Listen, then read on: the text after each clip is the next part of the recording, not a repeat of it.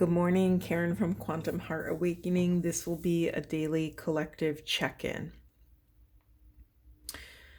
So it's interesting because it's just wild how quick the cycles change. Oh, sorry, I'm knocking stuff over. You know, we had that joy and play reading. Then we had a call to celebration and celebrate how far we've come. Then we had that beautiful twin flame reading where divine feminines were really sinking back on their throne and able to kind of step into this role as the leader of their own kingdom, right? The divine witness. And then yesterday was incredibly heavy, dense energy, almost like a storm is coming. So, there was a little bit of a pep talk. That's how I feel yesterday's reading was. Even though it was really dense and heavy, it felt like a pep talk for what's coming. So now let's see where we go today. Okay. So the first card that came out today was this Star Mother. How can you mother yourself? So there's a call to responsibility to parent the parts of self as this storm rolls through. We have this question, don't dim to fit in. How are you dimming your light in order to fit in? This reminds me of the chakra card. It's like, are you cutting and pasting yourself in order to fulfill a role in someone's life or a position at work, or to look a certain way or to be perceived a certain way? This entire card feels to me that we are centered around this authenticity. How can we become more pure in our authentic truth? All these questions and all this whole journey truly feels, I didn't even realize we have it right next to the Truth Be Told card. So I'm going to leave that on top of there. How can we live from our heart's truths? We have this owl here, which owls always symbolize gnosis and wisdom to me.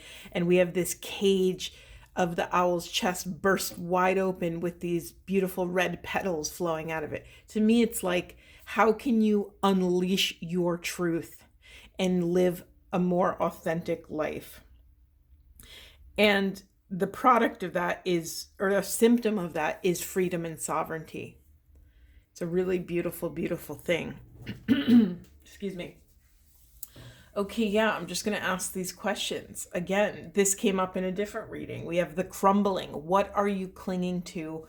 How are you dimming your light in order to fit in? How can you mother yourself during this time? Because you're going to be called to release soul patterns, contracts, and anything picked up, any debris, any quantum debris that was picked up in past lives. You are being unbound, and with that unboundedness, you are going to be put in positions where you have a lot of power. And so we have to step into responsibility on how we wield that power.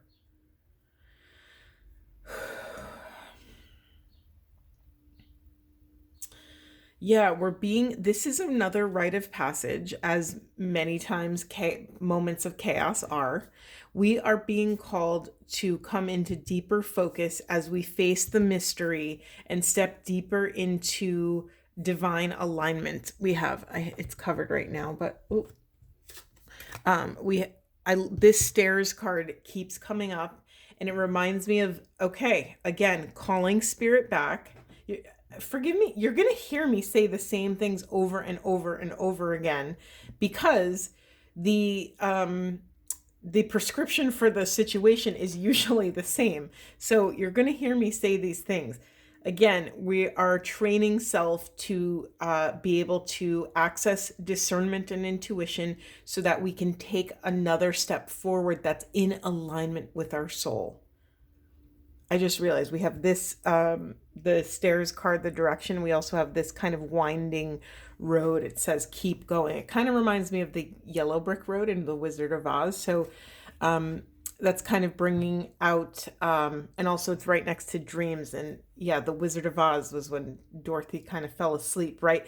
There's something here also about accessing the psyche in dream space, right? Something, a key piece may come to you during that time. What am I holding? Oh, Lady's Mantle. This card has come up over and over and over again, and I put it under the mother card. How can you mother yourself? Granted, this is, I go over this every time it comes up, but think about your relationship to what the word mother means to you. Just start there. That's kind of a lighter way and a lighter place to start. You could even journal about what is a mother? What are they? What do they mean to you? And what do you think it's supposed to mean? And see if those things are different. You know, so much of the inner work that we're all doing is recovering from our childhoods, right? We are learning to individuate from our parents, from our past, to step into deeper accountability and responsibility, and ultimately sovereignty of taking kind of that power back and creating a life that's in alignment with our truth and desires. Okay, so again, I invite you to kind of think about, what does the role mother mean? What should it mean? Where in your life do you feel like you're still clinging on to something around mother? Either old stories about your specific mother, stories about what a mother should be or shouldn't be, stories about you as a mother or how you mother in this life. There's a message coming up about those who want to be a mother, and that's a very sacred decision, right? And it's a very difficult decision for many people, including myself, actually. So yeah, we're in this time of reevaluating what the visual I just got was, like a plane is trying to take off, but there's all these ropes and cords holding it down. At some point, in order to fly, we have to cut all these cords. So by intentionally, responsibly taking care of each individual cord, assessing it, looking at it from many angles, letting it move through your body, allowing the emotions associated with that cord to vibrate through, releasing, and then calling spirit back, right? Calling our awareness back to love and being able to surrender to love over and over and over again, right? That's the work. Whatever's happening in life around us, in our environment, can we surrender to love? Can we hold our center for love of self and other long enough so that we can access discernment in the center of chaos? It's a very difficult thing. It's a lifelong journey of coming into relationship with self and other and learning how to navigate these very tense moments. Okay, but using your focus, stepping into the role as the divine witness, will help you enter the mystery. What's the word I'm looking for? Enter the mystery neutral and diplomatic and unbiased. That's a really hard thing to do, because to be able to do that means you can control your emotional responses and reactions. That's a very hard thing to do. And yet that's exactly what we're training ourselves for, to be able to remain neutral in the face of chaos so that we can actually reach our logical, aligned next decision, next choice. Specific message for some of you, this keeps coming up. So for some of you, you may have your some gifts coming online, some clear gifts, clear cognizance, clear sentience, clear audience, some divine gifts, some out of this world gifts might be coming on. And, so this is an interesting thing. We can say all day long how special we are, but I truly believe that we actually all had these gifts when we came into this life, and it's through the process of incarnation and forgetting where we came from and who and what we are, we lose some of those gifts. So really, when I say gifts are coming online, it really means that you are awakening to a point where you are coming so in alignment with the quantum field that you're actually able to speak the quantum language, that you're able to pick up on messages and guidance that is just floating in the field around you. Oh, I didn't even realize we have this third eye clairvoyance card. Boom, there you go. Okay, where do we go next? Where do we go next, Spirit? This is a process of renewal. We are essentially revising the way our psyche comes into relationship with the past and the future self, right? We are stepping outside of time and being able, again, to look at this from an unbiased perspective. Look at our history, look at what's happened for us, and how to extract appropriate meaning, right? What does that mean? To be able to look through the lens of the highest and best possible interpretation, to have fortitude in the face of all of this data and information and pain and pleasure and whatever your flavor of chaos is. And here's another really important perspective shift. Chaos, when we hear chaos, I think we think terrible things, right? We think, oh no, something is wrong.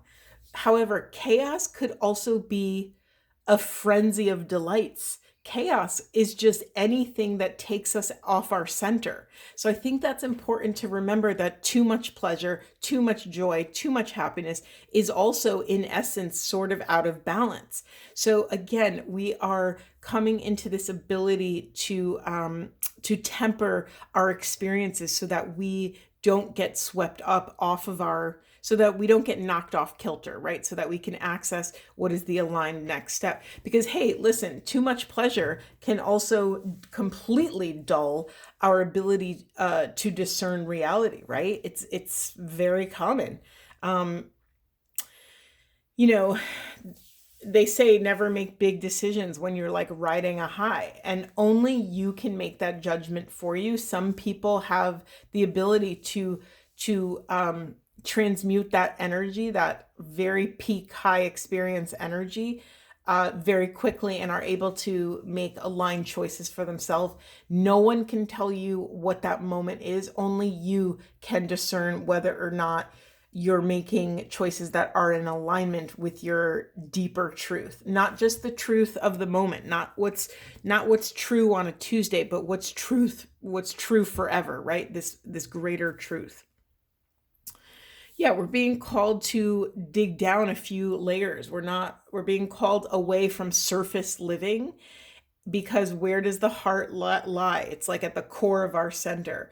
We are learning to dive deeper and include, the visual I got was including every single chakra in our decision making, right? Some people call the chakras spinning wheels. Some call them computer systems that are running software for different parts of our lives, like the root chakra. We actually have the root chakra here. That's like safety, stability, financial stuff, feelings of security in this life, survival templates, your passion, your genitals, the way your connection to Mother Gaia, right? Your cord, your grounding in the center of the cosmos. Why am I talking about this? Oh, because totally forgot. I'm back. We're the visual I got was almost like, I don't know if you guys had to do this, but when I was younger, we had a garden, and at some point you have to turn over the soil. And so you dig your shovel in and just flip the earth. This is the visual I'm getting with our chakras. When we make decisions, we are almost digging over each chakra to look at it from the other side, so that we can make sure that all of these choices are in alignment with each energy center. That's how we, it reminds me of, no parts left behind, right? We are allowing each part of self to have a voice, to have a vote in this discernment. It's a really beautiful message. Okay. Okay, we have problem. Is it on camera? No, it's not on camera. We have this problem solving in the unconscious.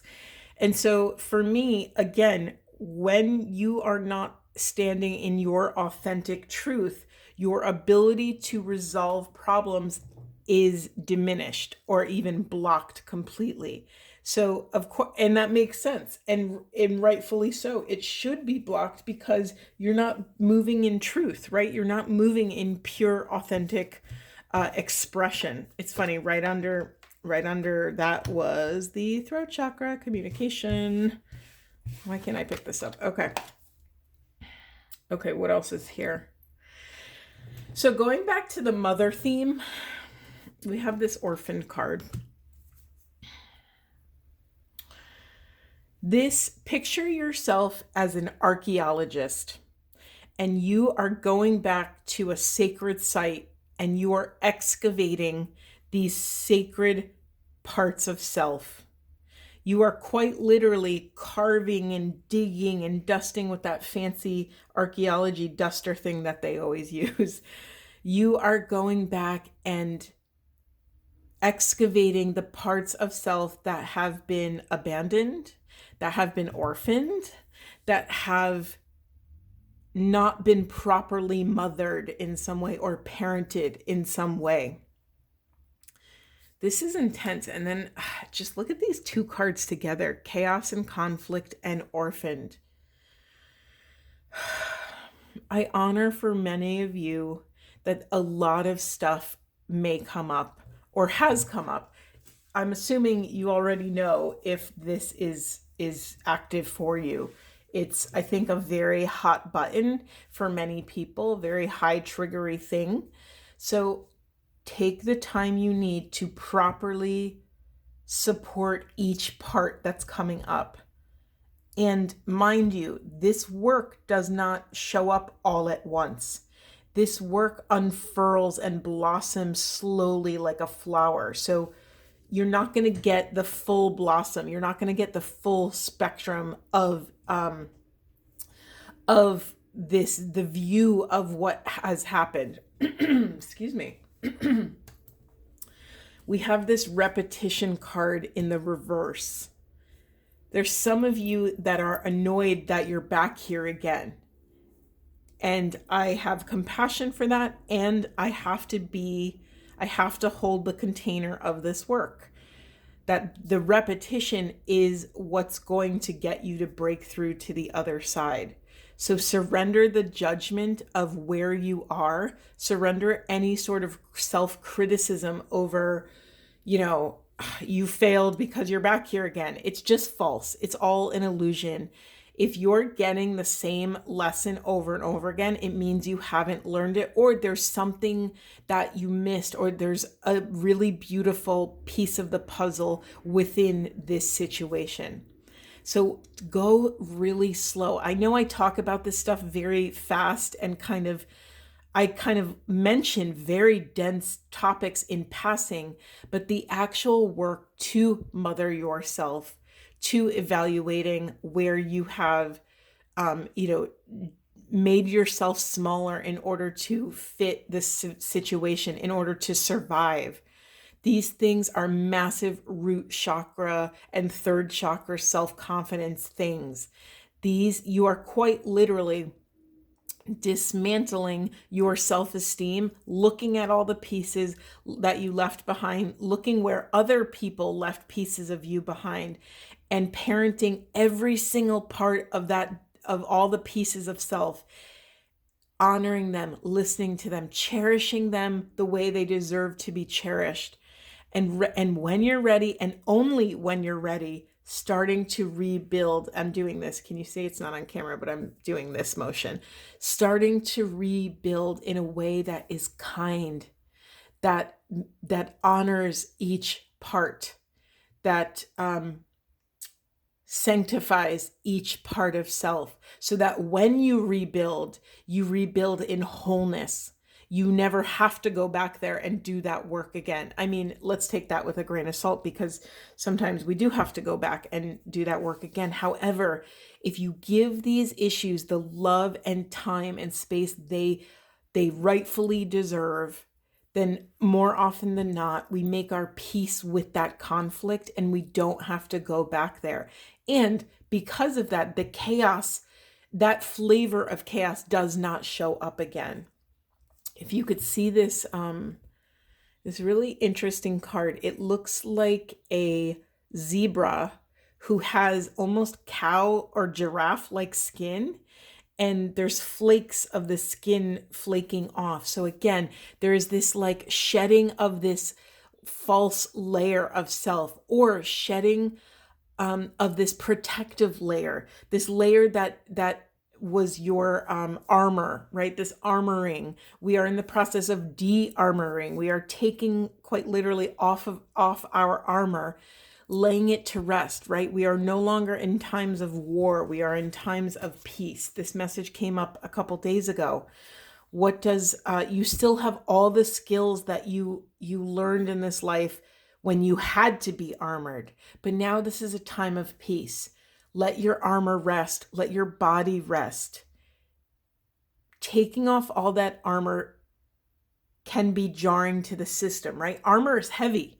It's heavy, and when you have to fight in it or move or live life in it, you kind of develop the strength to maintain that extra weight on you every single day. So when you drop all of the weight of these, all of this metaphorical energetic armor, your body may feel really crazy, right? You have to learn how to move again without all of this weight on you.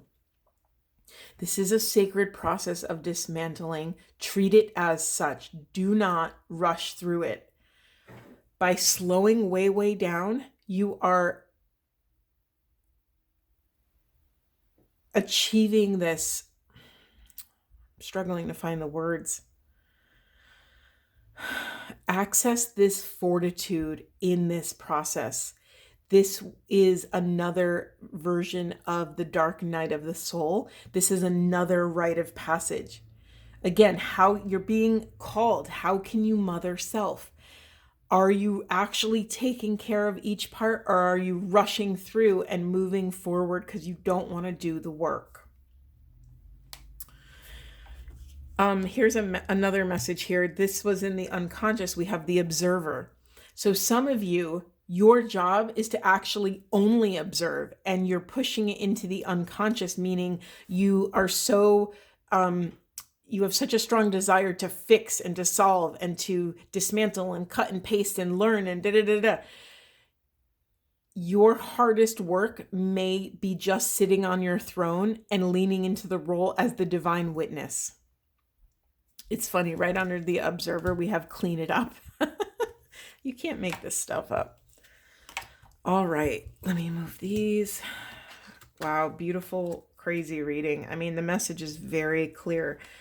Yeah, we felt this yesterday, that again, the storm was coming, and I have to reflect back to Buffalo spirit and Buffalo wisdom of how do we move through the storm? We turn directly into it.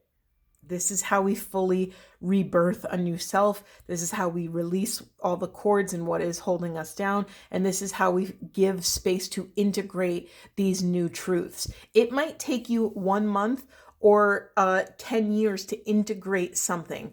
And I mean, people think different things, but my process is always, okay, you have the experience, you have a time of integration, which is the part where you're kind of just letting the magic do its work. You're letting this divine alchemy take place. This is a hands-off situation. You're not kind of meddling in the psyche. You are just caring for the vessel, caring for your body, doing self-care things, being kind to self. And then once the integration magic alchemy takes place, there's a period of this recalibration. And then we reach embodiment. Embodiment for me, and again, this is just how I view embodiment. Embodiment is where it sinks so deep into the core of us. It melds, it comes into oneness with the change, that we actually become the new thing. Embodiment is that we're actually showing up in the world and living a different way of life. And this embodiment is usually effortless. It's not something you have to try to do. So if you're trying, you may still be in this integration. And sometimes, again, I'm bringing up this observer in the unconscious. When heavy stuff is happening, we so desperately want to control it, right? We so want to take responsibility and think we have to take action and penetrate the situation with wisdom and practices and rituals and all the things. But sometimes the hardest thing to do is take your hands off the wheel. Surrender to the mystery. We have the mystery card right here. Surrender to the magic that something greater than yourself has your back, that is conspiring in your favor, that the divine is carrying you through this, just like you were when you were a newborn, right? You couldn't survive on your own the first couple years of life as a newborn. Honor this time of mystery. Let go of needing to know, right? Let go of trying to rip the curtain back and learn how the magician is doing all of its tricks. That's not useful for you. Give up the why. Try not to dwell on why things happen. Just understand that you are being called to deal with the circumstances of that it happened. Okay, some of you may have opportunities in dream time. We have dreams and we have lucid dream here. So again, remember what I said in the past about you have more power over your altered state of dream consciousness than you think. You can integrate deep lessons in dream space. All you have to do is ask. You can incubate a dream. You could ask a question and receive answers in dream time. There is so much potent energy in dream time. And again, I mean, I tell you this all the time, but have a pad and a pen on your nightstand. Try not to use your phone because then it takes you kind of out of it a little bit more. Allow yourself, before you open your eyes, to ask yourself, what is the overall feeling that I felt within this dream? What was the overall theme? What was I dealing with? And if you remember any other details, then those are all just bonuses, and write them down. Even if it makes no sense to you, write them down anyway, because it may piece together something down the road, right? We are gathering these puzzle pieces, and slowly but surely, just like when you're doing an actual puzzle, the image starts to reveal itself the more puzzle pieces you get. So right now, if you're actually doing a puzzle, we're doing the outer trim, right? You're getting the corner pieces, you're getting the edge pieces, and that creates a beautiful boundary of this work that you're doing. That's a really cool analogy. I'm going to have to remember that one, or you guys can remind me of it. We also have in the unconscious this protection card, call back your power, cut the cords, soul retrieval. So yeah, again, this is the unconscious card, is that which we are pushing into the shadows. No one said this work was going to be easy, unfortunately, but know that you are divinely protected as you take another step forward on this path. You are safe. It is safe to cut these cords. You will not miss out. Something better will come. Anytime you have these negative thoughts, they're just an illusion. It's the ego's way of sabotaging your growth and expansion. Do not trust the ego's saboteur. Okay, let's get some twin flame cards. Anything else the collective needs to know today? Oh, we got a bunch of cards. Do I want to take these? Okay, I'll take these, but we're going to go through them quickly. Remember your identity. You can do it. Karmic relationship, releasing the past. Yeah, and we talked, was it yesterday? We talked all about forgiveness. I can't even remember. These readings all blend together. Increase your frequency, higher conscious awareness. That's the thing. Where is it? we're in this awakening time with every new revolution of, wait, don't we have, yeah, we have a, hold on, now I have to get it because these messages are all flowing together. We have this revolution card. With every new revolution up the spiral, we expand. And because we're in this expanded state, we can actually hold more. It's like, we started in a 1-bedroom apartment, and then all of a sudden we're in a 5-bedroom apartment, and then we're in a mansion, and maybe then we're in like a school or a college or a banquet hall with huge ballrooms. With every new revolution, we expand. And with that expansion comes different responsibilities, different rules. We can hold different frequencies. So again, this higher conscious awareness is coming online. So just reminding you that, again, every time you step into something new, you have to also honor that you are in this beginner's mind, and you have to treat yourself with the loving kindness of a beginner. That's something that's very hard for people to do. We have this rebirth card, personal freedom unleashed. Boom, sovereignty. Enter your vortex, align with the infinite abundance. We have sacred sexuality, accessing the unified field. Queen, divine feminine.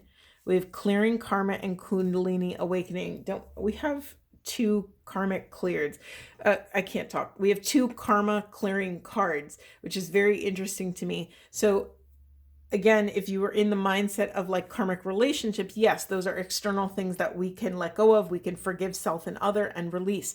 But there's also a message here about forgiving the parts of self and clearing the karma, taking accountability and responsibility for what's on your side of the street and clearing your own internal karma. Like, you may have karma between your internal parts. You might have 2 parts that have created a lot of karma for you, and you're the parent trying to figure it all out. So there's something here about, again, doing this work within. Do we want something else? I try to keep these readings under a certain amount of time, but we have, oh my God, we got this the other day. Magnetism through gratitude. Gratitude is the powerful bubble that will carry you up and through this wild ride. Let's get one divine feminine Buddha wisdom. Anything for the collective spirit, anything. I'm going to take that because it flipped. Form does not differ from void. Form is void. Outer difficult will be resolved with inner truth. Authenticity and truth. Truth will be told. Aho. All right, I'm going to leave it there. Sending you all a great deal of love and support. I hope this was supportive, and I will see you in the next one.